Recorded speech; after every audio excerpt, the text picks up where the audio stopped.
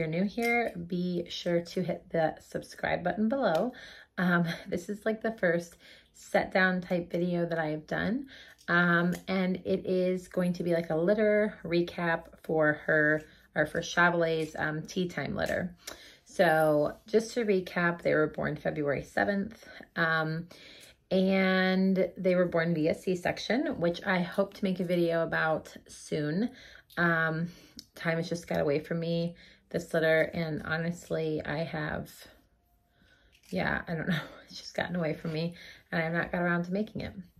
So I basically wanted to go over, just to recap, she had labor that went on for like a couple days prior to her having her C-section, and I took her to the vet because I noticed like some things were going on that I thought were maybe abnormal. Her temperature had been dropped. She was pacing back and forth. She was nesting, digging, doing all those things for approximately like 48 hours roughly, maybe a little longer, and her temperature had been dropped. So at that point, I made a decision to go into the vet. That was a Monday morning. We did a calcium check on her via blood draw, and she was very deficient. Partly we're thinking that it's because I wasn't thinking, and I kept her on puppy food at the end of her pregnancy. So that's a no-no, and I don't know what I was thinking. I left her on her puppy food, and she did not have the calcium in her body to go into labor, which is what causes effective uterine contractions. So that's kind of why she ended up in a C-section. And it was just something that, you know, it was out of my control, and there was nothing I could do about it. And the safest bet for her was to have a C-section at that point. I was able to assist with helping clean the puppies off and dry them off. And I was able to be back there and see everything, which was interesting. And for those that don't know, I wanted to go to school to be a vet. So like, that's very, I don't know, I enjoy that type of stuff. So that was fun. Not the fact that she had to have a C-section, but the fact that I was able to help out. And then she had 11 puppies. They were put in a warmer. They were doing really well. We came home, you know, I'll go into like a C-section video later. But pretty much everything else was pretty much right on track for what we wanted to see. And so having that said, when we got home, she was really struggling to get her milk production in like what I would like to see. She was struggling with eating. She just really did not have a great appetite and was really kind of not herself, which is due in part of the low calcium. That was something that continued. It didn't just affect her for labor, it continued after labor. So I started giving Shava different foods, trying different things, and the puppies, for some reason, picked up some sort of bacteria from her. Clostridium is what they ended up getting from her, and that was a very, I don't know, it was like a very rough 2 to 3 weeks. I was constantly changing their bedding. I was having to give them antibiotics 3 times a day, or twice a day. And then they had to get probiotics 3 times a day. I was changing their bedding literally every 2 hours. And it was, I've not experienced anything like that so far. And they were pretty sick. So we were weighing them very regularly. And then we started supplementing them, and that was very costly to supplement and do that on a regular basis. So they were going through about $35 a day of supplement. We switched from homemade to the regular supplement just to take and eliminate any possibilities that was making them sick. So we switched to, I think it's called Esbalac, the goat milk formula. So we switched to that, and they seemed to do a lot better, and they started gaining weight, and they were doing great on the homemade formula initially, and then when Shaba was getting sick and she got them sick, we just switched them all together.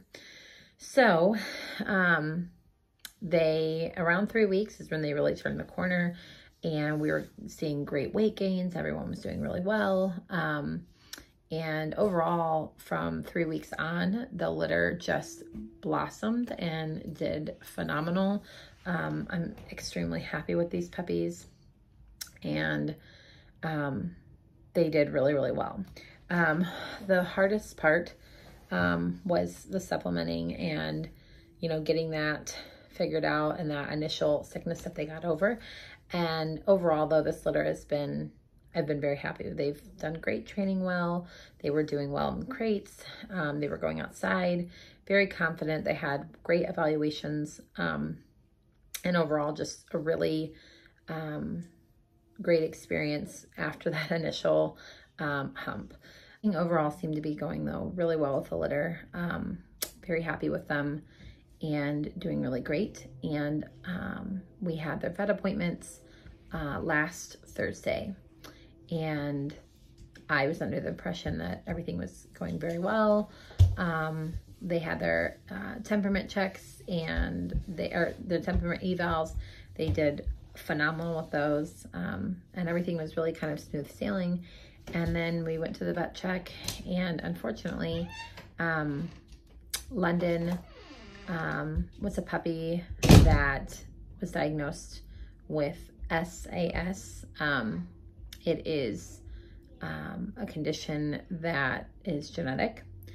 I don't know whether it was from mom or dad, and as a breeder, that's honestly devastating to think that that's a litter that I made, and unfortunately that she developed this condition. There is nothing that can be done about it. It cannot be fixed. She will most likely have a shortened life because of it. And I figured this was a really great teaching moment, a learning moment for myself to learn that you can do everything right and still things go wrong. You can have all the testing you want. You can do all the curriculum, the, training. You can do everything right. You can plan. And sometimes it doesn't go as planned. London was a puppy that I wanted to keep back for my program. I loved her temperament. She was a wonderful dog or puppy. And I knew she was going to be a wonderful dog. She reminds me of her mom. And that is, honestly, it's really unfortunate. And I took a few days to make this video because I feel very guilty about it. And I'm not going to change my opinion on that. I do feel very guilty about it. And she is a dog that will have a shortened life because of it. And I don't take that lightly. So it's taken me a few days to gather my thoughts. And I want to use that, though, as a very good teaching moment. This is exactly why we do not do selections before vet checks and temperament evaluations, and at 8 weeks old. That is something that I will always hold firm on. I would have been even more devastated had that puppy been selected by another family that fell in love with that puppy, fell head over heels for her, and then went to her vet appointment and found out that she had this condition, and her life would have been shortened because of that. So I won't change my stance on that. I still always hold firm that I believe that we should do, for myself and my program, that I will always do temperament evaluations and vet checks and then do selections, because that's very important to me. London was placed with a family that knows full well her conditions. I did not, I guarantee my dogs for 2 years hips health warranty, and obviously this was something congenital. It's a life-altering defect, so therefore she was placed free of charge to a family that knew her condition and was willing to do anything that she needed. And I know they will take really good care of her.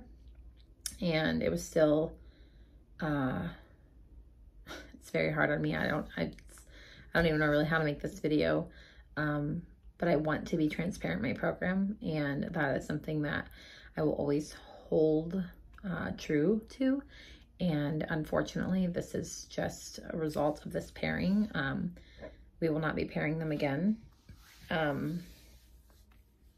And yeah, I don't really know what else to say about it other than that it's devastating. And this poor puppy is going to have vet appointments, and hopefully we can get her on medication, like a beta blocker, hopefully, and this can prolong her life.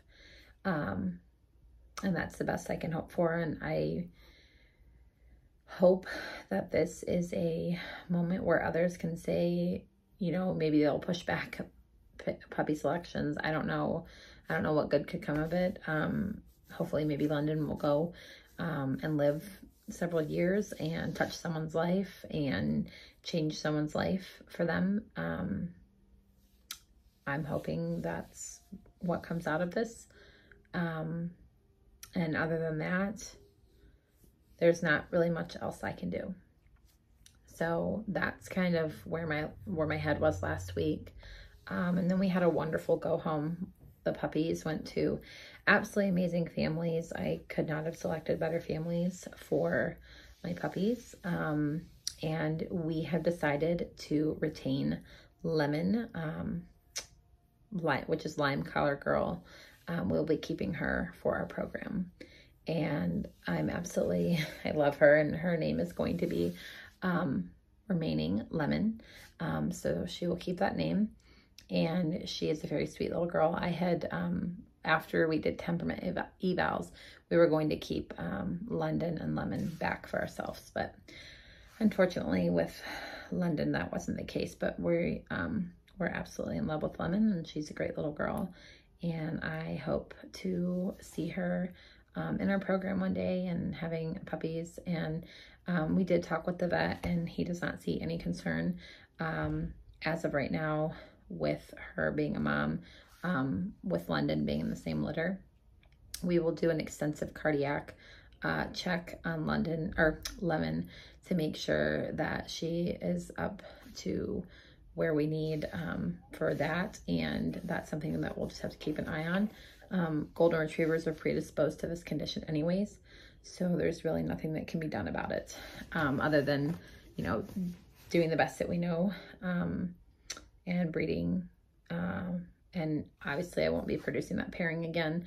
And then if for some reason Shava's next litter that happens, we will retire her. So I'm hopeful and fingers crossed that it doesn't happen again, and that was just a fluke and something that was one-off. And that's kind of where we're gonna go from there. So that's kind of where we're at now. And then we still have Butter and Honey available, and they will be here doing training with me.